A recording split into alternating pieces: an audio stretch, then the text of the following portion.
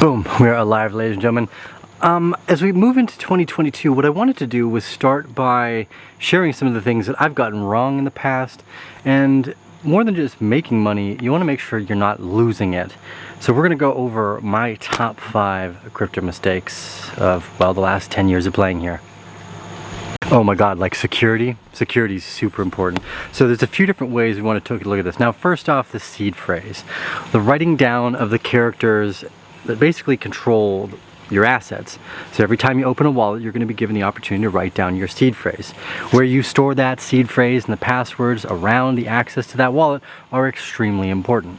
One of the most often made mistakes is either the loss of the password or the seed phrase to the wallets, especially in the earlier days. But now that you know you're going to be dealing with large sums of capital, this is going to be a great way to go. So we use ledgers, Trezors, there's multi-sig wallets depending on the size of capital you want to control. And this is always a really probably first top tier mistake that people make, is something around a lost seed phrase, incorrectly written down, lost password. And if you do that, it's basically like losing your funds. The second most important part comes around hacked accounts. This usually happens through email phishing, repeated weak passwords, not using two-factor authentication, or something like a SIM swap, where you get into a close proximity with people and then actually steal data by being within a proximity breach. Now, email phishing is generally pretty easy to spot. Don't open any weird links. Don't fall for scams in general based off the unknown sender mentality, right? So if you get an email for someone that sounds ever too good, like Prince is going to give you millions of dollars if you just got to send him to Ethereum, Prince is lying to you. So don't get hacked by doing dumb things. Again, I think of like a pretty base standard for passwords should be something like 11 characters with capitals, lowercases, and symbols.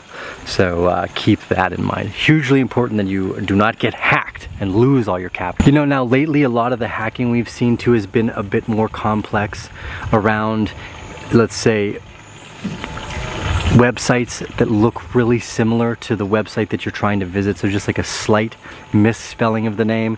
So you're going to want to be really careful to make sure that all the addresses that you're typing in are correct.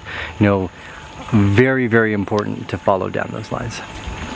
One of the other really important things to do is make sure that if you're on Telegram, you don't take Telegram support from people you don't know. So often, let's say you want to get into an IDO, you're having troubles at one of the exchanges you're at, and you join their Telegram channel. Instantly, people are going to start DMing you, be like, hey, we can help you, just leave your message and your numbers here, what's your account details, can you send us your password?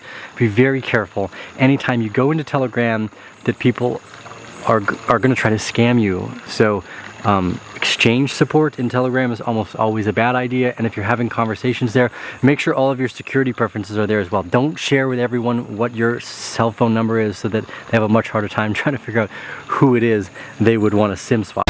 Oh God, okay, so in one of the last ones here, number 4, incorrect addresses. When you are sending crypto, you should have a nice general OPSEC for how you move funds around. So for instance, we will always send test transactions. No matter how many times we've done it, we still like to make sure that everything works.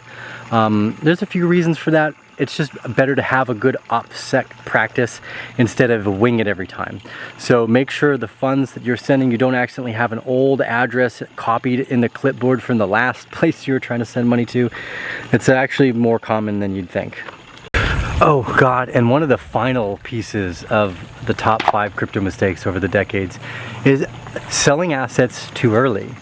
The idea of taking profit in an asymmetric world can be very deceiving, because sometimes the best thing to do is nothing. And when you have an investment that can go up 150x and you take your profits at 10, it feels like a mistake. You made a good investment, but you did the wrong thing. You didn't walk away. And I know it's a hard idea to kind of sit and chew on, because everyone wants to take profits from their good investments. But if you have a proper time horizon, I think, for a good investment, which is around a few years, you could be looking at a significantly higher upside than what it was when you sold early. So in the beginning of 2020, I had some nice bags of Fetch and Matic that I sold far too early because I was stoked about the 10x. So one of my biggest mistakes is not understanding that asymmetry is this extraordinarily high number, and that patience And a consistency in the investment is the best strategy. And those mistakes cost me a lot. Just buy right and sit tight. Anyways, this tea with the Arcane Bear. I thought you guys might enjoy a little bit of a riff and rant on my top 5 crypto mistakes. We're gonna keep doing videos like this. Let us know if you like this content. Give us the thumbs up. Leave your thoughts, your comments, your questions, the biggest crypto mistakes you've made in your past. Let me know if any of the ones that I went over today you've also experienced, and if you have not experienced any of those yet, don't try to use the mistakes that I've made to help serve you better. Stay with the Arcane Bear. See you in the next episode.